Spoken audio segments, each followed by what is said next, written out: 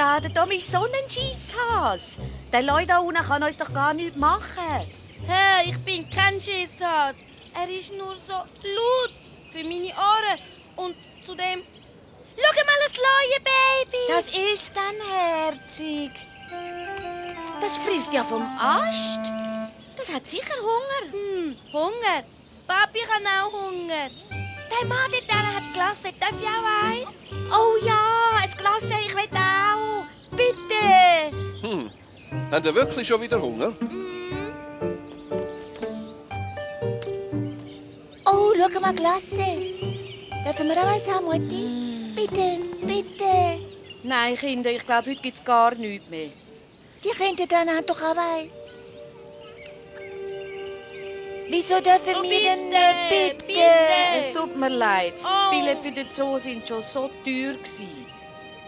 Für das Glas langt unser Geld einfach nicht. Du, Papi, die Kinder hätten auch gerne ein Glas gehabt. Aber ihre Mutter hat dann ins Portemonnaie geschaut und hat ihnen gar keins kaufen. Tja, weißt du, Schatz, es gibt Familien, die müssen sehr genau überlegen, für was sie ihr Geld ausgeben, weil sie vielleicht nur ganz wenig haben.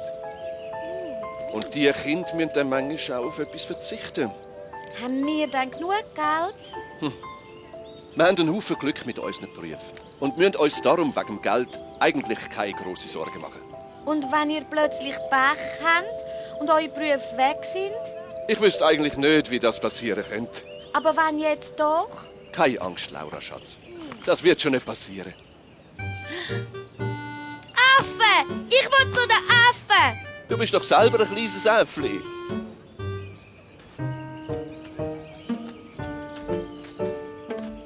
Und nach den Affen sind wir noch zu den Eisbären und den Pinguinen.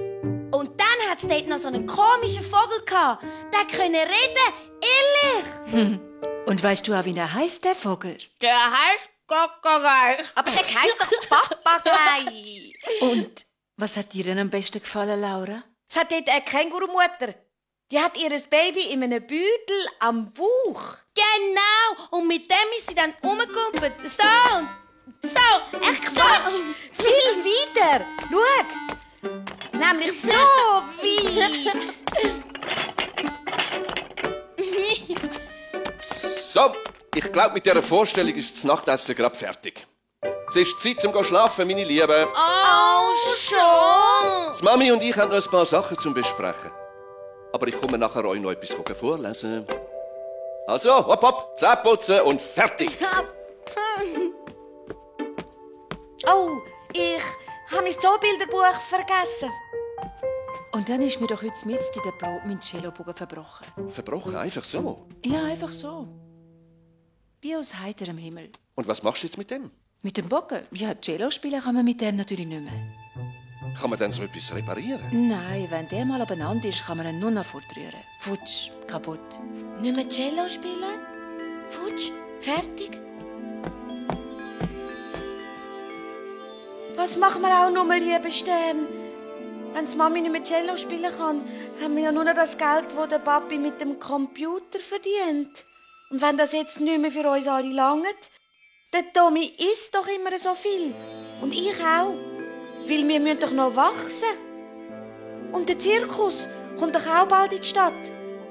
Aber wenn wir plötzlich kein Geld mehr haben...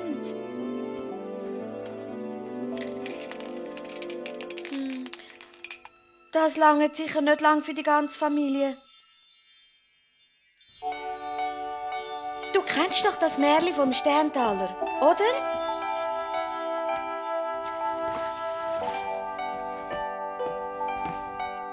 Da, schau. Jetzt musst du nur noch die Taler oben abregnen lassen. Wie im Märchen vom Sterntaler. Könntest du das machen? Es geht sicher nur im Märchen, hä? Ja, immerhin haben wir ja noch das Geld vom Papi seiner Arbeit. Hey, Laura, bist du dann schon fertig? Ach, ich brauche gar nicht so viel zu essen. Ja gut. Ich bin dann im Arbeitszimmer und doktere mit meinem Computer. Weißt du, der ist mir nämlich vorhin abgestürzt. Computer?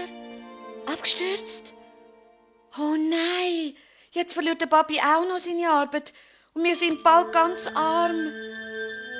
Oh je, wir haben bald zu wenig zu essen.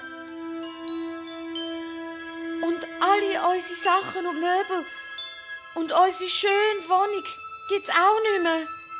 Und wir müssen für den Rest vom Leben in Lumpen rumlaufen.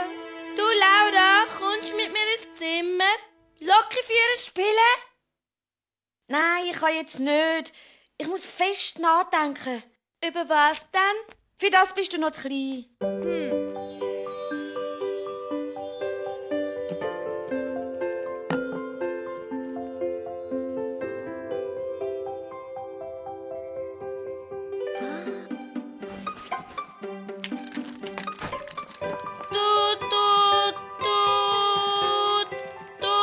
Ich brauche Wasser.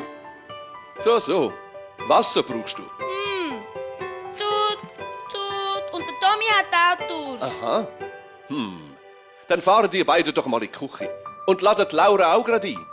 Ich glaube, da können wir dann eine gemeinsame Durstlöschaktion durchführen. Wo ist denn echt Laura? Ist sie dann nicht in ihrem Zimmer? Nein, auch nicht im Wohnzimmer und auch nicht auf dem WC. Laura? Laura! Bist du irgendwo? So, Schluss für heute.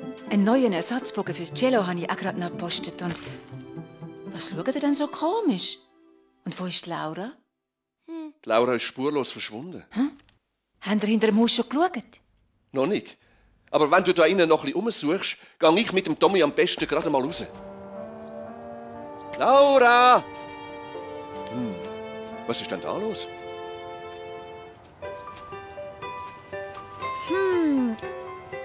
Was kostet das da?